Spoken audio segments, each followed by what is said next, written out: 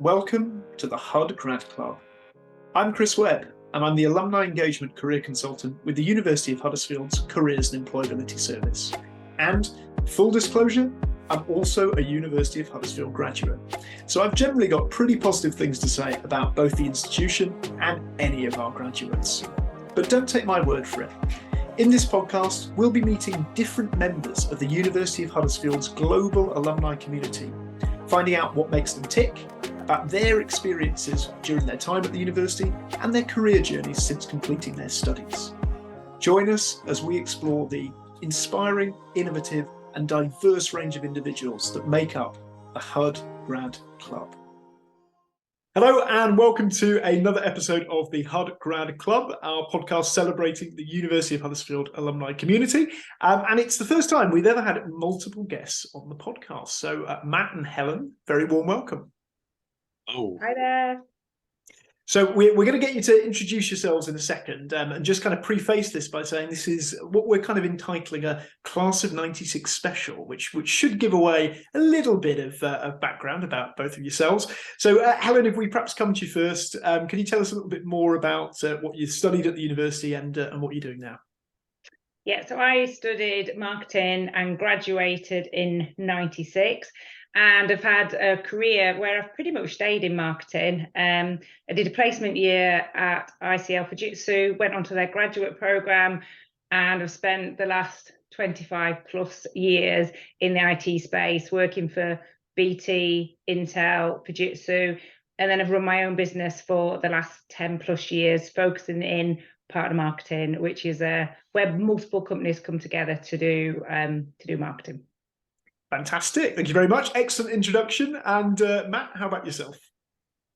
I studied with Helen marketing in 1996. You kind of spoiled that surprise there, Chris. Aged us instantly. We don't look old enough, Matt. I'm right, yeah. In 94, I did my internship or placement, as we called it back then, in a company called Hewlett Packard, and I've pretty much been there since. So left a couple of times. Went to work at Publicis Advertising Agency in London, and I also ran a small consultancy in Barcelona when I lived there. But on and off at HP for 25 years or more in marketing, picking up from my placement year onwards. Yeah. Fantastic. Thank you very much. And we've got, obviously, as you said, a bit of commonality there, not just in kind of graduating class, but in some of the work that you've kind of been doing since finishing as well. We start the podcast each time with a section called Greatest Hud Story, which is all about sort of memories or kind of key things that I guess were important to you when you were at the university itself. And as this is a Class of 96 special, I can see Matt already kind of thinking, what can I say here that might be permissible on the podcast? Exactly. But Helen, if we kind of come back to you first, I mean, you mentioned there, obviously, you and Matt are kind of still connected. How many people from, I guess, your graduating class are you still connected with from that Class of 96? And do you have any kind of special memories to share on the podcast? I think I stayed in touch with a couple of people. Some of my best friends are from Huddersfield, and we've stayed in touch all these years, and our kids have grown up together, which has been lovely. I think I've reconnected more in recent years with people like Matt, and there's a few other people but via LinkedIn, which is a fabulous tool to be able to do that.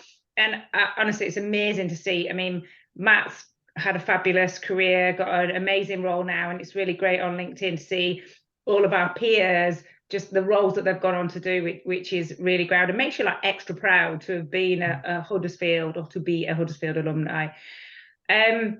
I mean, for me, I was thinking back about my memory and I was like, oh, is it really bad that they're like all social things? But maybe that says more about me than anything else. But I was thinking back to, I remember in my first year going to see Bjorn Again, which is an ABBA tribute band. And we went to the Black Hole and it was like my first student experience. And I was like, this is amazing. I think if I went back there now, I'd be like, oh my God, this is terrible. But it's like, and then there was the student union, which was the church, and I can't remember the name of what that was called. Milton Hall. That's it.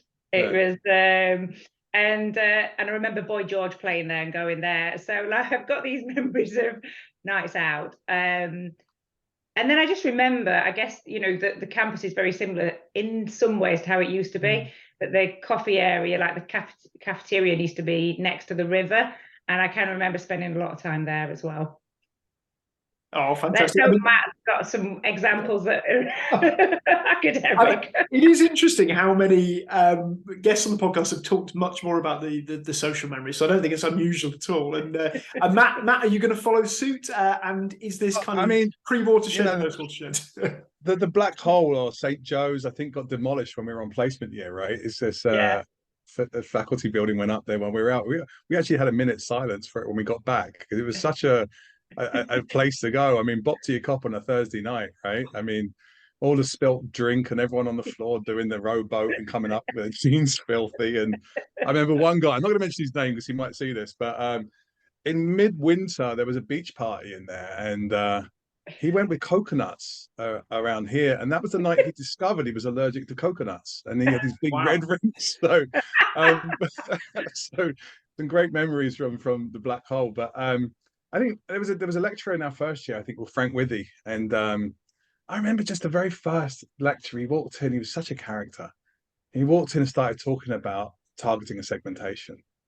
And he pretended to be some guy with a medallion, wearing brute aftershave, driving this sports car and all that. And he shouted to all of us, there was probably about 100 of us in the business center, and said, "Who am I?" And everyone was shouting out, some bad words. And it was kind of like that eye-opening to the way that the professors at the time had all been in industry, and they could talk to us like everyday folk and not just like Kotler from textbooks and stuff like that. It was, I think, without exception, maybe one, if I recall, but everyone had been in industry and it brought it home. And that was kind of that. And Frank Withy's very first lecture, that very first time, we're all nervous as hell. And that was when we got that introduction to it. And it was just one I'll never forget. So, not just social, Chris. No, that was I think also, just to add to that, is I think a lot of people will say about the degrees, "Oh, I did a degree and I've never used it in my work." I've used what I learned in my degree nearly, not every day, but frequently in my job. And I think that's great. I think it kind of backs up what Matt was saying, is we were taught something that actually was useful pretty much straight away when we went into the workplace, which is brilliant. I mean, that's really interesting to hear you say, Helen, because I think you're right that there's maybe sometimes that sort of misconception, I think particularly maybe in more recent years, about value of degrees and what that looks like, and even the value of university, I guess, in the sense of, as you were saying, it being more than just the degree, but a lot about what you kind of put into it. I mean, this seems like a really good time to perhaps explore a little bit more about your kind of respective career journeys, I guess, since leaving the university. And just to kind of come back to you quickly, Helen, what did that sort of look like? Obviously, I appreciate, we might not be able to kind of go through everything that both of you have done, but you mentioned about kind of the degree, I guess, really preparing you well for kind of that transition into the workplace. What did that look like after the degree? Yeah, I mean, I'm very grateful to Huddersfield for ending up with a career in IT, because it was a brilliant time. It was like the whole kind of .com boom and bust, but it was, it's a great industry to have been in. And my placement year was fantastic. I really enjoyed it. And then I went on to the graduate program. Again, very fortunate to have done 2 years of a graduate program with ICL, very similar to kind of the IBM program. And I kind of went sales and marketing. I think that in my career, I went into sales for a little while, but still using my marketing background. So I did 5 years at Fujitsu. I was in e-business sales. So I did one of the first BBC websites. It was a great time to be in that space.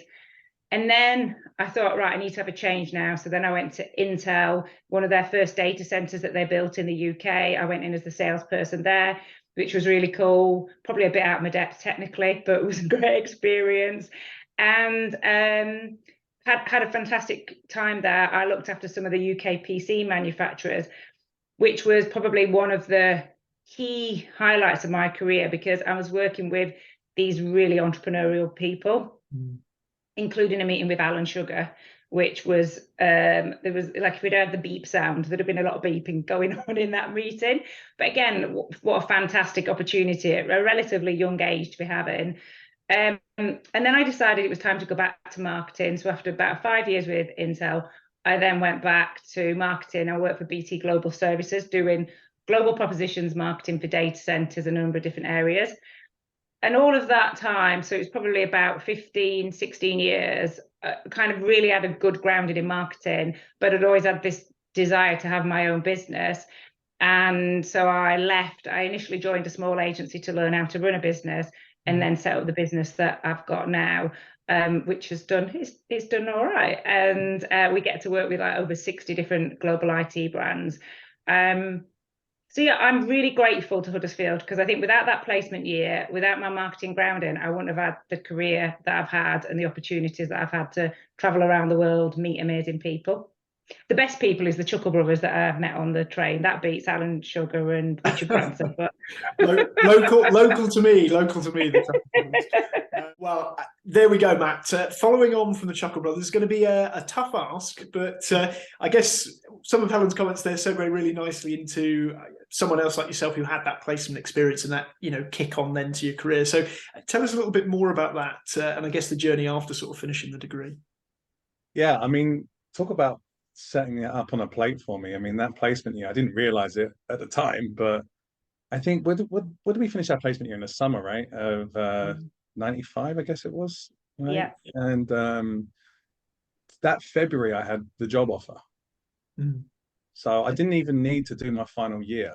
And you know, we're so blessed, myself and a guy called Matt West, the two Matts in Germany, and we were both recruited straight away. We didn't need to really graduate in many ways, but of course we did. So the setup that Huddersfield gave us was just incredible. And you know, I joined a team called Marcom, which I thought, I'm like, why are they calling this thing Marcom? What the hell is this? I thought I joined HP, right? Turned out that was marketing communications. I didn't realize at the time, you know, so talk about baptism of fire or whatever. But you know, and I worked that career that until where I am now in HP. There's all these levels. It's like military or karate or something like that. And I've literally done every single level in marketing communications at HP, from, you know, intern to graduate, all the way up to now I'm a senior executive at the company. I run the whole of North America marketing for HP. And you know, it's quite the journey. And without Huddersfield, obviously, and there's a guy called Phil Darnell that graduated about 10, 15 years before us. And he was the guy that started the relationship. And I tracked down about 75 people that got their internship from Huddersfield to HP. One of whom I spoke to yesterday, and his son is now an intern, which ages us completely because he was the year above me, Dexter Harris. So Phil placed about 75 people. And he actually, you know, when the university reached out to me about 8, 9, 10 years ago, I talked about Phil, and we got him an honorary doctorate. Wow. And you know, Patrick Stewart was the dean at the time, and gave Phil the doctorate for the amount of people that he had taken from Huddersfield and placed at HP. And so without that university connection that Phil started, I wouldn't be sat here. I'm sitting here in California today. That's where I live now. And you know, it's a great credit to the university and the tens of people, if not hundreds, that have followed in my footsteps or preceded me. So wonderful opportunity. Yeah, amazing story, amazing conversion rate there, as you say, you know, for HP. I mean, you both kind of talked there, obviously, about sort of Matt being based in North America now, and Helen, obviously, the international experience you've got, Matt, the international experience elsewhere that you mentioned. What sort of part do you feel that's kind of played within your careers? Because obviously that's a, you know, a focus for the university on that idea of sort of inspiring global professionals, but the reality obviously is, you know, can sometimes be quite different. So how has that sort of international experience, I guess, kind of shaped your careers? If we come back to you first, Matt, and then come to you, Helen. You know, my internship was in Germany. I spoke German, which helped. I think that's what got me the job, to be honest with you, versus everybody else. Because we were all just me too, otherwise, right? We're all doing the same degree.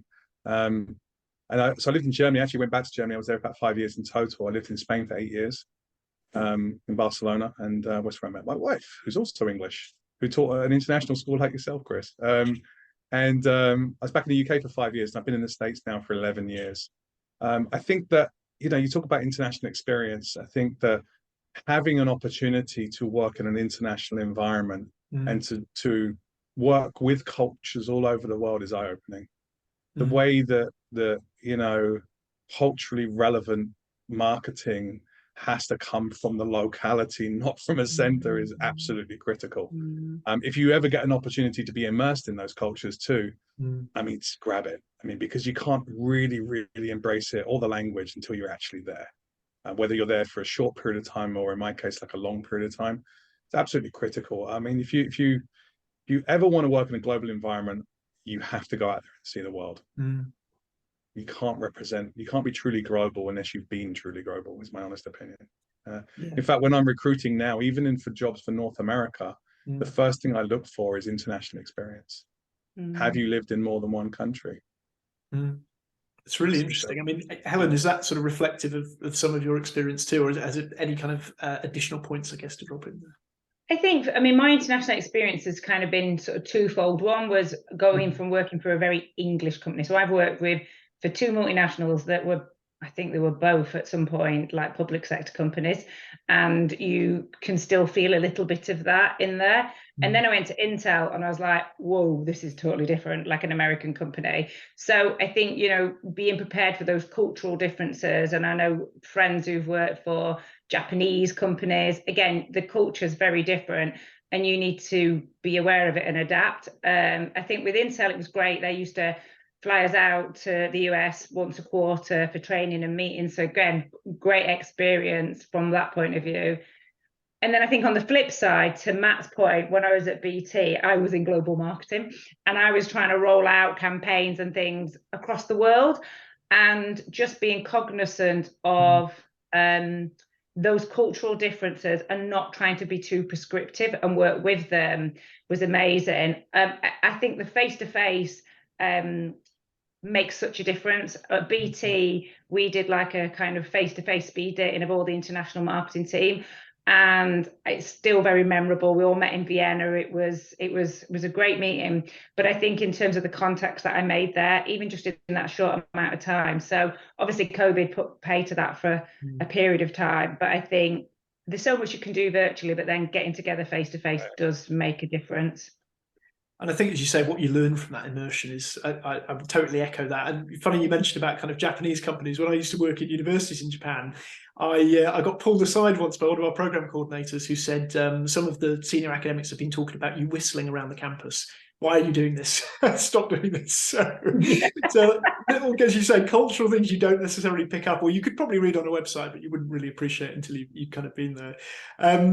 Before I went to Japan for the first time, Chris, I was flying there from Mexico on a round the world trip. We had cultural training on the plane, so we didn't offend the locals when we landed. Right? It was like, yeah, they did that for us as a group of teachers. It was like a big lecture. It was really interesting. They got you to stand up and kind of do some of the introductions and stuff. It was fascinating. And you mentioned there as well, Matt, about kind of, I guess, connection and connection to the university.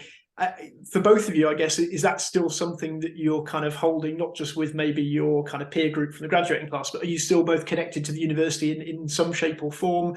Are there still kind of interactions you have with the university, whether that's with current students or supporting staff? Not as much as Helen, so I'm going to pass the mic to Helen. I mean, more recently in the last year, for sure, and I've gone back and done a lecture. I've got a Huddersfield Town shirt on my wall from a lecture I gave probably 10 or 15 years ago. But Helen is the queen of representation at Huddersfield, right? So over to you. Well, I think it's interesting because I moved away. I was down south for a period of time and then moved back and have been living in and around Huddersfield for the last 10 years, which is quite strange coming back after having been a student here. And then I think it's probably the last sort of 5 or 6 years the engagement's really grown. So when I set up my own business, I wanted somebody to do some research. So I was like, I'll go back to Huddersfield and get them to do it. And we did 2 pieces of paid consultancy work with the academics at Huddersfield. And then that kind of rekindled the relationship. And we then wanted to, so that we've got a new business, Coterie Community. We've done a knowledge transfer partnership. And then I've just kind of got involved in a lot of stuff. I'm on the advisory board for the business school, and I'm recently taken on the role as chair of the advisory board, which is just a fantastic opportunity for me to give back based on, like Matt and I were saying, it gave me that step up. This girl from Barnsley, off she goes to get to do all of these things. That was a, fabulous platform. So it's really nice for me to be able to give back and get involved with the university. And, with the AACSB accreditation is just fabulous for the business school. It's only 6% of business schools internationally have got that accreditation. So yeah, super proud. What I will say though is that the opportunities we got from the university and the level of mentoring that was provided at the time, even when we're out, I was in a different country, right? Has basically created an ethos in me, or to continue that, to pay it forward. And I drive my assistant mad with the amount of one-on-ones and mentoring that I'm doing. I did 2 yesterday, right? So, and it's that paying it forward. And you talked about the life experiences, or even the theory. I was drawing out stuff from, you know, Solomon, our consumer behavior books, yesterday with one intern. Well, no, she was not even an intern. Talking about customer journey analysis and stuff. Yeah, That's stuff that we had on, you know, even probably overhead transparency films back in the day, right? So, you know, so it's that spirit to continue that forward is something that's very much entrenched in us from those days. I think that, yeah, that pay it sort of forward, as you say, ethos is such a nice way to look at, you know, alumni kind of keeping in touch with universities, because I think often we kind of hear people talk about maybe that relationship sometimes being too transactional, you know, universities sometimes contacting people, oh, can you donate? Can you do this and that? As you say, I think that sort of feeling of, well, university's given me something and I'm kind of keen to kind of pay that forward in some shape or form, whether it's back to the university or in my own role kind of moving forward. I think it's a really lovely way of putting it. And the alumni back in HP, Stephanie Thompson's another one who was in my last team. She's and she's another alumni at HP that I still mentor today. So it just keeps going round and around. Fantastic. And Helen, you mentioned, obviously, I think in more recent years, that kind of class of 96 network for you has built a little bit more. So tell us a little bit more about that. Is that something that's kind of only really happened, as you said, a bit more recently? I think so. I mean, I think that LinkedIn is a kind of facilitator for that. And I probably wasn't as active on LinkedIn previously. And then, although getting the train up and down to London, that seems a good place to network, because I saw one of our colleagues on there who's like really high up in M&S doing fabulous stuff, Kirsty. And so I've started reconnecting, and it's been great to reconnect with Matt. And like I say, I think for me, it's just great to have those connections, but it just is fabulous to see how well everybody's doing.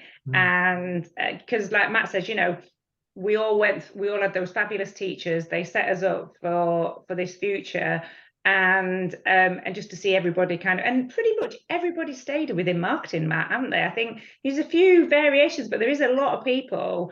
I spend a lot of time bragging about what my alumni peers are doing and the brands that they're working with. I think it's a powerful thing, isn't it? As you say, kind of that sort of peer community where you've all kind of come up at the same time. And we talk quite a lot with students and graduates about that, in terms of when we mention things like networking. I think people often think about, I need to go and contact people who are very senior to me, or are, you know, significantly senior in the company. But we always talk about actually keeping that peer network, because you're going to be moving through your career at, you know, at maybe not quite the same trajectory, but certainly on similar trajectories. I mean, Matt, would you say you've kind of noticed that, again, similar to what Helen said, within that kind of peer group? Does it sort of help to kind of spur you on, or is it just kind of useful or just nice, I suppose, to see what people are doing over time? It was. I was thinking about this earlier on as you were talking. I think there's been 3 phases really. There's been that initial burst out of university where we're all graduated. Then, you know, everyone's got their careers going. There's flying and all this kind of stuff, and then life happens, and everyone kind of just goes into their little bunkers, right, and does things like kids and what have you, right? There's almost this renaissance that's come back again. It's sort of like, you know, here we are again. You know, kids are a bit older and so on, and I think that Helen used the word pride, and I think that's the right word. You know, if I look, we were talking about a couple of people prior to this call, Chris, and it's a great sense of satisfaction. I think we were very lucky that when we applied for marketing, when I applied, I think there were only 3 schools in the whole country. Wow. Bournemouth, Huddersfield, Hull, I think it was, that had a marketing degree, right? Wow. You think about it now, you know, there's probably 20 different marketing degrees at Huddersfield alone, right? So I think we got the bubble at the right time, and we were very lucky with that. And so I think it's no surprise we're all still doing it, because there were very few of us around at that time who were really specialized. And but there's immense pride of, you know, we go through our year group, and I think between us, I think it was about 69 or 70 graduated in our year. We could probably find 30 to 40 between us, just through the occasional contact. It's not full on, but it's just wonderful to see everyone's paths and as Helen said, that the fact they're all still doing it, it's great. And I mean, that seems like a really, really good segue into our final part of the podcast, which is our underrated careers advice. We always like to kind of come to this bit last. And I suppose this is kind of an opportunity to share any particular nuggets of wisdom that you may have kind of gained sort of through your career journey so far, but perhaps something kind of particularly linked to what we've been talking about today around that idea of, staying connected and the networks you have, particularly from those that you graduate with. So, Helen, if I come to you first, any particular underrated careers advice for students or graduates who might be watching or listening that you would like to share on the podcast? Yes, it's a great question. And I was giving it some thought beforehand and I was like, yeah, that one. No, that's not the one. That one. And the one that I think really resonated, and this could be reflective of my personality as well, because I do like change, was to kind of try and move jobs every 2 years. And I think, and this is where you're alumni and now the fact you've got things like LinkedIn, because we didn't have that when we graduated, actually means you've got that mechanism to stay connected with people as you move. But I think even within big companies like Matt, yeah, you've been with HP, but you've done so many different roles and moved around. And so I think, and why is that important? Because in terms of this experience and the skills that you get, and sometimes I used to look and go, I've kind of followed my gut instinct and go, I've got an opportunity, it looks really cool, I'm excited by it, I'm just going to go for it.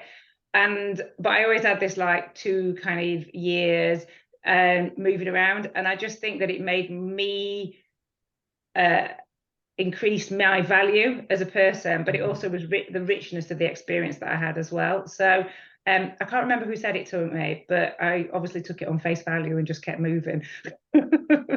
That's really interesting, Helen, because that's sort of the type of advice I might give, actually. It's been very similar in my career so far. I've really valued that kind of moving between projects. Yeah. As you said, that gut instinct of, does it motivate me? Do I feel passionate about this project? And not overthinking moves and those type of things. So it's great to kind of hear that sort of reflected. Very different to some of the advice you've had previously as well, which is always really nice.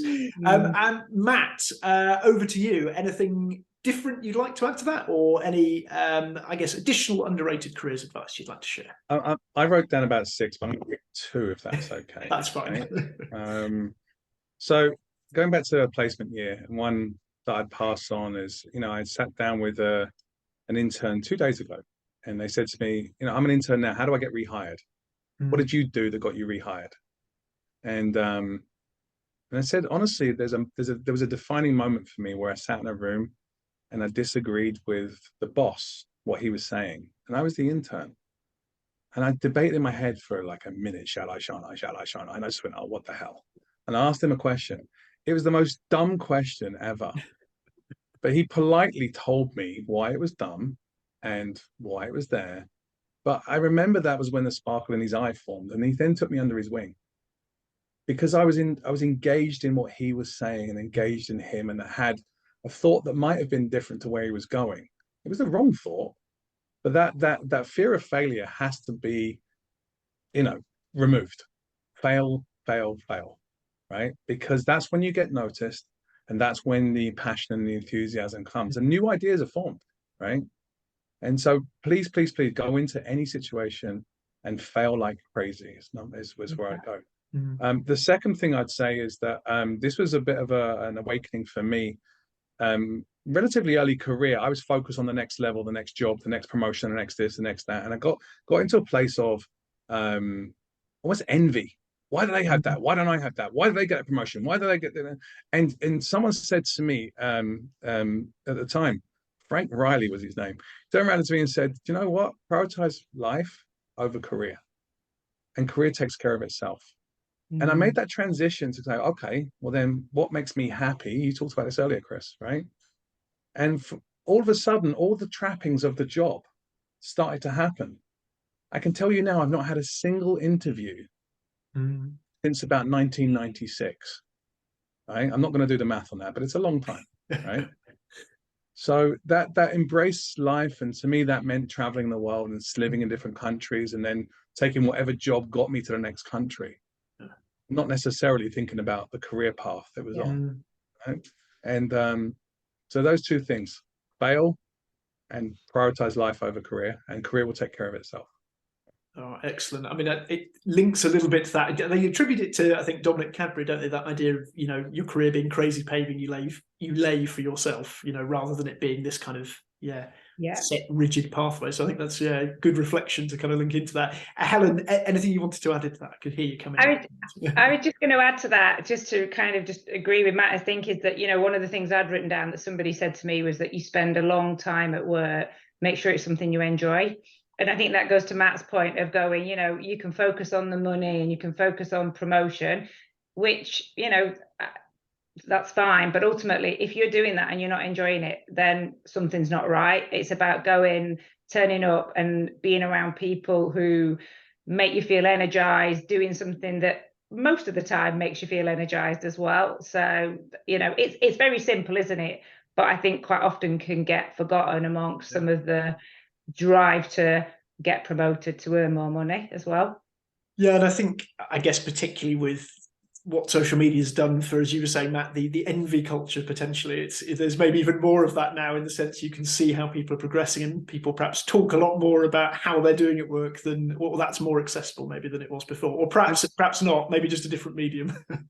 I learned this it's not new actually, it was a couple of years ago I heard it for the first time, but this thing was like, you've heard of FOMO, right? And I don't know, maybe you've heard this too, but JOMO, JOMO, the joy of missing out. And I just embraced that. I'm like, great, happy for you. I'm happy that I don't have to do that thing. I'm celebrating the missing out. I would say we head towards 50, I think, Matt. I'm with you. We're just like... I would say many of my happiest colleagues embrace JOMO, so I think there is definitely something to that.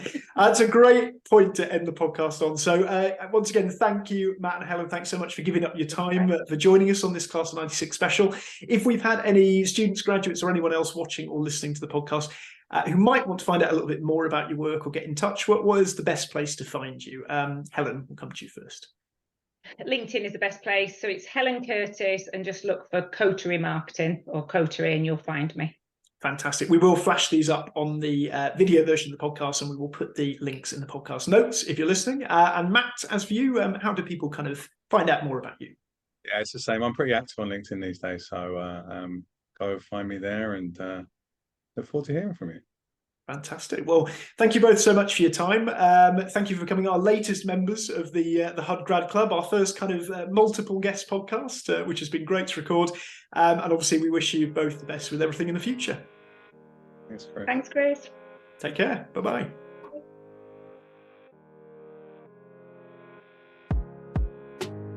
Enjoyed the podcast?